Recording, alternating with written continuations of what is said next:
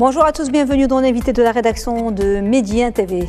Où en sont les débats autour de la réforme du Code de la famille ou de la refonte du Code de la famille ? Fin septembre dernier, Sa Majesté le roi Mohammed VI a adressé une lettre au chef du gouvernement relative à la révision de la Moudawana. Le gouvernement dispose désormais de moins de 5 mois. Au départ, c'était 6 mois, pour présenter un projet de réforme approfondi. Le souverain a confié le pilotage de la préparation de cette réforme de manière collective et collégiale au ministère de la Justice, au Conseil supérieur du pouvoir judiciaire et à la présidence du ministère public. Près de 2 décennies après la Moudawana de 2004 qui a montré ses limites et ses défaillances, la nouvelle version du Code de la famille devrait être en harmonie avec la progression de la législation nationale, l'évolution de la société marocaine. La lettre du souverain précise, je cite, que l'actualisation du Code que nous appelons de nos vœux doit se faire en accord avec les principes directeurs et les orientations clés qui ont présidé à son élaboration et que nous avons définies dans notre discours prononcé devant le Parlement le 10 octobre 2003, puis confirmé dans le discours du trône adressé à notre cher peuple le 30 juillet 2022. Nous avons le souci que la mise à niveau souhaitée soit réalisée en total accord avec l'esprit de la charia et les spécificités de la société marocaine. Nous tenons également à ce que pensée et conçue avec le concours des institutions et des acteurs concernés, elle s'opère selon une approche marquée du sceau de la modération, de l'ijtihad ouvert, de la concertation, du dialogue. Par conséquent, la mise à jour recherchée doit consister en priorité à remédier aux défaillances que l'application judiciaire du Code a mises en évidence sur près de 20 ans. Elle devra également amender les dispositions que l'évolution de la société marocaine et le développement des législations nationales ont rendues obsolètes. Fin de citation. Pour revenir sur cet événement de grande importance pour la femme et la société marocaine, sur les limites de l'actuel Code de la famille, sur les réformes prioritaires que devrait contenir le nouveau Code de la famille et sur l'approche qui sera adoptée pour son élaboration, nous avons le plaisir de recevoir aujourd'hui Madame Amina Lotfi, présidente de l'ADFM Rabat, l'Association démocratique des femmes du Maroc. Madame Lotfi, merci beaucoup d'avoir accepté notre invitation. Bienvenue, c'est toujours un plaisir de vous recevoir. Merci, et puis merci pour votre invitation. C'est moi, madame. Alors, il y a quelques jours, du 10 au 11 novembre, 7 collectifs féministes dans l'ADFM, vous vous êtes réunis dans une conférence nationale pour débattre et livrer vos recommandations au sujet justement de l'important projet de réforme du Code de la famille. Suite à de longs débats, vous avez recommandé, entre autres, il y avait beaucoup de recommandations, de changer le fond et même le vocabulaire du nouveau Code de la famille. D'abord, 2 questions. Comment se sont déroulés les travaux de cette conférence? Est-ce qu'il n'y avait pas beaucoup de divergences? Et pourquoi avez-vous jugé important d'accorder autant d'importance au vocabulaire du futur texte? D'abord, comment se sont déroulés les travaux? Écoutez, les travaux se sont déroulés pendant une journée et demie. Elles ont réuni 7 coalitions et coordinations féminines. Quand on parle de coordination et coalition féminine, c'est de nombreuses associations féminines qui représentent toutes les régions du Maroc, du nord au sud, jusqu'à Smara, jusqu'à Tanger. Cette rencontre s'est très bien déroulée. D'abord, peut-être son objectif. L'objectif était de voir par rapport aux coalitions quelles étaient leurs revendications, voir si les revendications s'accordaient, si nous avions les mêmes revendications, voir où pouvaient se situer les divergences et discuter de ces divergences. Écoutez, je dois vous avouer que globalement, nous avions les mêmes recommandations. Les recommandations concernaient un code de la famille qui réponde aux besoins et priorités du XXIe siècle, un code de la famille qui ne contienne pas de vide juridique ni d'incohérence, un code de la famille qui prône l'égalité et l'égalité effective en droit et en responsabilité entre les époux, et un code de la famille qui prenne en considération l'intérêt supérieur de l'enfant. Maintenant, vous avez parlé au niveau même de la terminologie. La terminologie, oui. Nous parlons vous l'avez dit, d'une refonte globale. Refonte globale veut dire au niveau de la philosophie, au niveau de la terminologie et au niveau des articles. Donc, je vous donne un exemple. Quand vous avez, pour la femme, au moment du divorce, l'indemnité pour le mut'a. C'est l'indemnité pour jouissance. C'est une atteinte à la dignité de la femme. On chosifie la femme, on la met. C'est un objet de jouissance. Donc, il est grand temps que pour notre code de la famille du XXIe siècle, que ce code soit épuré de tous ces termes qui portent atteinte aussi bien à la dignité de la femme, de l'homme que de l'enfant. Parce que ce que nous voulons, c'est une égalité parfaite, une effectivité. Et ce que nous voulons, c'est la prise en considération de l'intérêt supérieur de l'enfant. Oui. Alors, on va aujourd'hui parler de façon générale de ce grand projet de refonte du Code de la famille.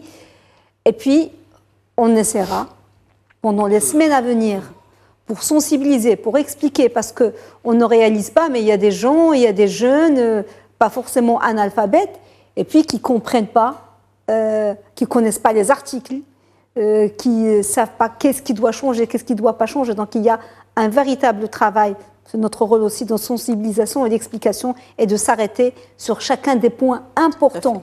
Mais aujourd'hui, dans la lettre du souverain, qui a chargé le ministère de la Justice et le Conseil supérieur du pouvoir judiciaire et la présidence du ministère, comme on a dit, de piloter le projet, il a précisé que l'ensemble des composants de la société marocaine sont concernés par cette question et doivent être impliqués. De quelle marge dispose la société civile et les militants des droits des femmes et des droits de l'homme pour peser de leur poids dans l'élaboration du nouveau code? Est-ce que vous sentez que vous avez une marge que vous pouvez influencer?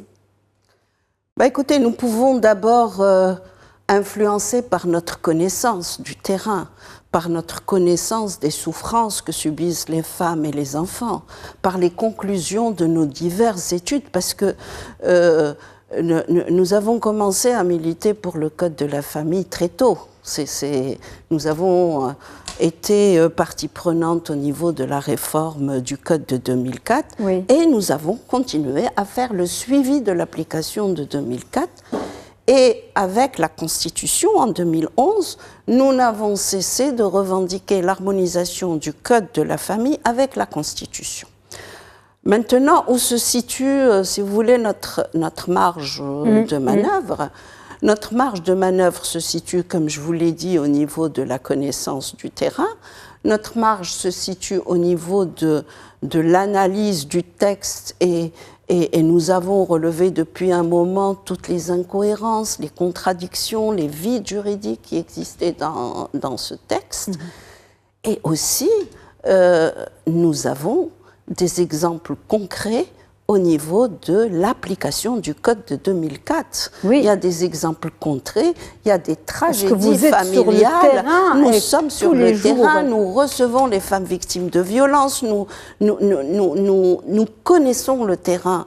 Et donc je pense que... Quand vous dites violence, c'est violence physique, juridique, économique, sociale, toutes sortes de violences. Toutes sortes de violences. Oui.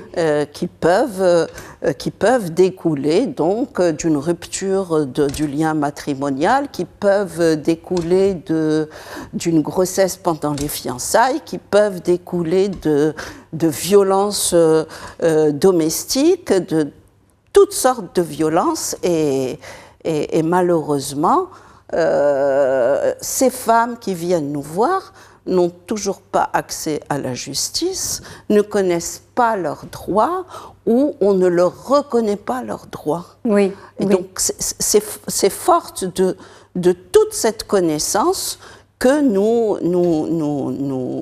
plaidons. Nous plaidons également, notre marge de manœuvre est faite sur le cadre de référence de notre pays. Nous avons un cadre de référence une constitution, par exemple, de 2011, qui prône la parité, l'égalité dans tous les droits, qui a plus de 18 dispositions sur l'égalité et les droits des femmes, et qui prône la primauté des engagements internationaux du Maroc sur la loi interne. Donc, je pense qu'un cadre de référence est suffisant, parce que Oui. si nous nous sommes engagés dans la CEDAW, donc la Convention sur l'élimination de toutes les formes de discrimination à l'égard des femmes, si notre pays s'est engagé, s'il a intégré dans notre loi suprême la primauté des conventions internationales, c'est pour l'application et pour l'effectivité des droits des femmes. Aujourd'hui, oui. Maintenant, je voudrais, si vous le permettez, je voudrais juste ouvrir une parenthèse pour vous dire, dans notre pays, tout le monde ne connaît pas le Code de la famille, malheureusement. Nous ne connaissons pas le Code de 2004, parce que on en avait déjà parlé sur ce plateau il y a quelques années. Oui. Le Code de 2004 a été une révolution à l'époque. C'est ce que j'allais dire à l'époque. Et malheureusement, donc, il contient les défaillances et les vides qui sont apparus par la suite. On parlait de la mauvaise application et des déviations et des aussi bien dans le texte que dans son application, au niveau des deux. Nous avions une expérience au niveau de notre association, de la DFM. Nous avions fait une pièce sur le Code de la famille et spécifiquement sur le mariage des mineurs, sur la polygamie. Cette pièce a été présentée à Rabat, Marrakech, Casablanca, a été présentée à Rabat au théâtre Mohamed V, et nous avions procédé à une évaluation à la sortie de la pièce. Réceptivité. Voir les gens, c'est-à-dire les personnes, les spectateurs et spectatrices qui étaient présentes, nous leur avons posé la question, est-ce qu'ils connaissaient le Code de la famille? Qu'est-ce qu'ils en connaissaient? Est-ce qu'ils connaissaient l'impact du mariage des mineurs sur les petites filles, sur la société, la polygamie sur les femmes? Eh bien, écoutez, je peux vous assurer que plus de 80% des personnes interrogées ne connaissaient pas le Code de la famille dansant et surtout n'avaient aucune idée de l'impact du mariage des mineurs, de la polygamie sur la famille, spécifiquement, et sur la société dans son ensemble. Parce que entre un concept ou une théorie et entre la réalité, là, c'était pas une réalité, une pièce de théâtre, mais de le vivre et de le voir, ça change complètement les perceptions. Donc, une prise de conscience. Alors, justement, vous avez parlé de la Moudawana de 2004. Oui, il y avait des avancées. Mais il y a dans certains cas où les dispositions de cette Moudawana ont aggravé la situation des femmes marocaines au lieu de l'améliorer et ont parfois approfondi les injustices sociales et familiales. On sait que cette Moudawana est aujourd'hui complètement en décalage avec les textes de loi, avec l'évolution de la société marocaine. Mais quelles sont à votre avis les principales défaillances et les cas où ça a été aggravé? Il y a le mariage des mineurs qui est l'un des meilleurs exemples, mais il n'y a pas que ça. Mais comme vous avez dit, le Code de la famille de 2004 avait constitué une révolution à l'époque. Et c'est au cours de son application et par la suite qu'on s'est rendu compte qu'il y avait des défaillances, des vides, aussi bien dans le texte que dans l'application. Le Code de la famille de 2004 a gardé quelque chose d'important qu'il convient de signaler, qui a un impact négatif sur les femmes, sur l'égalité, et qu'il faut changer dans le nouveau code que nous allons avoir de 2000. On peut parler maintenant de code de 2024. Oui. Il faut changer de paradigme. Le principe de la qawama, de l'autorité de l'homme, qui traverse en quelque sorte, qui traverse tout le code de la famille. Parce que l'autorité de l'homme, qui est justifiée par le fait qu'il entretienne sa famille, donc il a autorité, et donc qui se retrouve au niveau de la tutelle légale, qui se retrouve au niveau des différents textes de loi. Donc ce principe de la qawama n'est plus justifié. Il va falloir l'enlever parce que la femme, au même titre que l'homme, entretient sa famille. La famille a changé en elle-même. En témoignent les statistiques du Haut Commissariat au Plan. Nous avons des familles maintenant qui sont familles nucléaires, des plus petites, plus la famille élargie. Nous avons également des familles où les femmes qui sont dirigées par des femmes. Donc je pense que tout ce changement social, ce changement fait que cette notion n'a plus lieu d'être et doit être... Ce n'est pas du tout le même état d'esprit. Plus du tout le même état d'esprit et plus justifié. D'ailleurs, c'est de l'aberration que de garder cette Qewama. Oui, on ne va pas revenir en 2003, en 2004, où le Code de la famille est sorti, mais même la Constitution, à l'époque, c'était principalement des ulama. Et là, si le souverain décide de confier cette refonte au pouvoir judiciaire, c'est pas pour rien. C'est important aussi. C'est très important pour plusieurs raisons, dont la principale, c'est que ça va avoir une lecture juridique et de cohérence, et pour qu'il y ait de la cohérence dans le texte, et aussi pour une harmonisation des lois entre elles aussi, parce qu'il n'y a pas que le Code de la famille tout seul, il faut harmoniser et avec la Constitution de 2011, ce texte vraiment gagnerait à être harmonisé avec la Constitution de 2011, mais il faut aussi les autres lois comme le Code pénal doivent être harmonisées aussi avec la Constitution. Et également, il faut harmoniser les lois entre elles. Et donc, ce n'est pas pour rien que nous avons ce regard des hommes et des femmes de loi pour faire une révision profonde de ces deux textes. Parce que ces deux textes ont besoin d'une refonte globale. Le Code pénal, ça fait 60 ans qu'il est là. Alors, cette Moudawana est très, très, très, très attendue, en fait. C'est celle de 2024. Et les femmes ou toute la société échafaudent de toutes sortes d'hypothèses. Il y a beaucoup d'attentes. On va rentrer dans le vif du sujet. Quelles sont pour vous les principales réformes qui devraient absolument figurer dans ce nouveau code de la famille?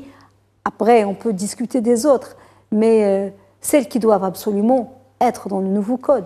Écoutez, il n'y a pas de principale réforme. Il y a une refonte globale.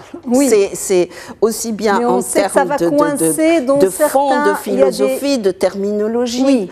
Donc, je suis incapable de vous dire quels sont les articles importants, mais je peux vous dire quels sont qu'est-ce que nous demandons, qu'est-ce que nous revendiquons. Parce que ce que nous demandons avant tout, c'est une refonte globale, le texte dans sa globalité et son intégralité. Donc je pense que c'est une nuance qui est très importante. On ne peut pas toucher à certains articles sans d'autres. De toute façon, ils sont interreliés entre eux. Et si on fait ça, on va se retrouver dans l'incohérence, dans le manque d'harmonisation et dont nous nous sommes trouvés par rapport au Code de 2004. Donc, nous sommes dans une période historique où nous allons avoir un code de la famille qui va protéger les droits des hommes, des femmes et des enfants. Faisons-le en sorte que cette révision puisse être effective et puisse... Parce que les gens oublient ça, parce qu'on parle du code de la famille, ils pensent aux droits des femmes, mais il y a les enfants, c'est très très important, les enfants c'est les hommes de demain, donc on parle de leurs droits aussi, et ça ils semblent l'oublier ou l'occulter, c'est très très important, c'est toute la société, tout son équilibre, c'est ça. Mais tout à fait, parce que c'est le code de la famille. Le code et de la famille, c'est avec toutes ses composantes. Et la protection des droits de chaque composante de la famille. Et le droit de la famille, c'est la somme de la protection des droits de chaque composante de la famille, c'est-à-dire les droits de l'homme, les droits de la femme, les droits de l'enfant, les droits des personnes, de nos aînés. Donc, c'est les droits de toutes ces personnes qui constituent une famille. Plus concrètement, ce qu'on entend aujourd'hui dire dans les débats ou dans la presse, c'est qu'il y a des réformes qui peuvent passer comme... parce que ça doit arrêter, celle de la tutelle, le mariage des mineurs, la polygamie il faut voir. Et puis, il y a d'autres qui posent plus de problèmes.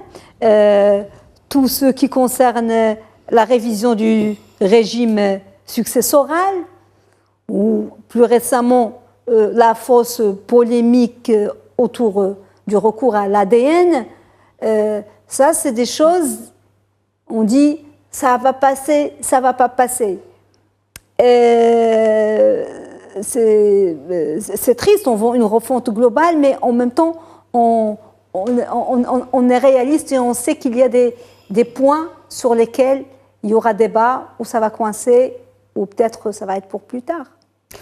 C'est-à-dire que si on était vraiment conscient et si on était dans un contexte de développement durable de Maroc moderne, démocratique, etc., je pense que ça paraîtrait pas être une montagne. Oui. Maintenant, vous me demandiez tout à l'heure quelles étaient nos revendications par rapport au code de la famille. Donc, on a commencé à en discuter. D'abord, changement de paradigme, enlever la Qewama. Oui, le patriarcat. C'est ça, l'article 400, qui fait beaucoup de tort aux femmes. Alors que dit cet article? L'article, il dit que quand le juge n'a pas quand la règle de droit n'existe pas, peut utiliser le rite malikite ou avoir recours à la jurisprudence. Qu'est-ce que ça suppose? Ça suppose qu'on a des jugements qui sont différents, on a de la subjectivité d'un juge à l'autre, et aussi, ce qui est vraiment paradoxal, c'est que ça empêche les juges de prendre la Constitution comme référence et les engagements comme référence. Et donc, on a des jugements pour des mêmes cas qui sont contradictoires. Avec leur référentiel culturel à eux. Culturel, exactement. Subjectif. Donc, il y a ça, il y a le Qewama, il y a l'article 400, et il y a toutes les incohérences, les vides juridiques, les vides qu'il y a dans le texte de loi. Le vide, par exemple, ce que je vous dis justement, on ramène, le Code reconnaît lui-même qu'il y a un vide, puisqu'il demande au juge de recourir au rite malikite, à la jurisprudence. Donc, il y a ce vide. Et les contradictions. Il y a pas mal de contradictions. Dans le Code de 2004, on dit les époux ont la co-responsabilité, c'est-à-dire ils sont égaux en droit et en responsabilité devant les enfants. Mais plus loin, on va accorder la tutelle légale. C'est le mari qui a la tutelle légale sur les enfants. Sauf quand l'enfant est handicapé. Sauf quand l'enfant... C'est terrible. C'est terrible. C'est-à-dire que tutelle légale, et puis si la mère se remarie, le papa peut récupérer les enfants, comme vous dites, sauf si l'enfant est handicapé. Donc là, la femme devient capable d'être tutrice. La charge est plus lourde. Mais c'est ce qui fait dire que cette révision, quand même, de 2003, le Code de 2004, a été empreint d'une vision masculine et idéologie conservatrice. Absolument. Qui fait que ça n'a pas de sens. Il y a sûrement des pères qui veulent garder leur enfant handicapé. Ça n'a pas de sens. Donc ce que nous demandons, nous, c'est que le principe de l'égalité, que la refonte du Code de la famille se fasse sur la base du principe de l'égalité et de l'intérêt supérieur de l'enfant. Et à tous les niveaux. À tous les niveaux. Il nous reste 1 minute ou même pas. On va finir par ça. La Constitution de 2011, on vient d'en parler. Et déjà, 2011 stipule que les femmes sont les égales des hommes en matière juridique, économique, politique et sociale et consacre la prééminence des conventions internationales relatives aux femmes par rapport à la législation interne. Donc, vous pensez, pour finir, Madame Lotfi, que le moment aujourd'hui est propice pour faire passer ce nouveau code et les réformes fondamentales. Vous êtes optimiste?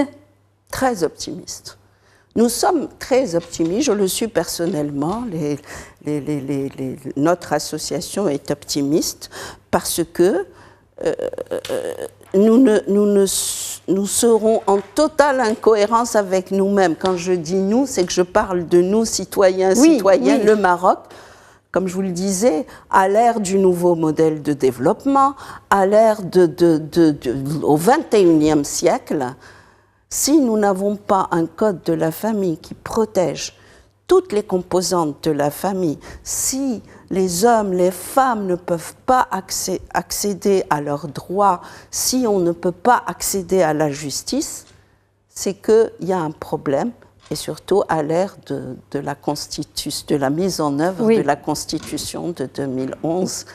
Oui, gardons notre optimisme et donc dans 5 mois, j'espère que nous aurons le code de la famille que mérite, le projet de loi que mérite la société marocaine et son évolution. Merci beaucoup. Et nous le méritons. Hein, nous méritons. Je dis pas que nous, que toute la société. Toute la société, c'est ce que je disais. Madame Amina Lotfi, merci beaucoup d'avoir répondu à nos questions. Je rappelle que vous êtes présidente de l'ADFM, l'Association démocratique des femmes du Maroc, Rabat. Merci beaucoup, madame. À très bientôt, j'espère. Merci à vous. Madame, monsieur, merci beaucoup de nous avoir suivis. Bon suite des programmes sur Média TV. Très belle soirée.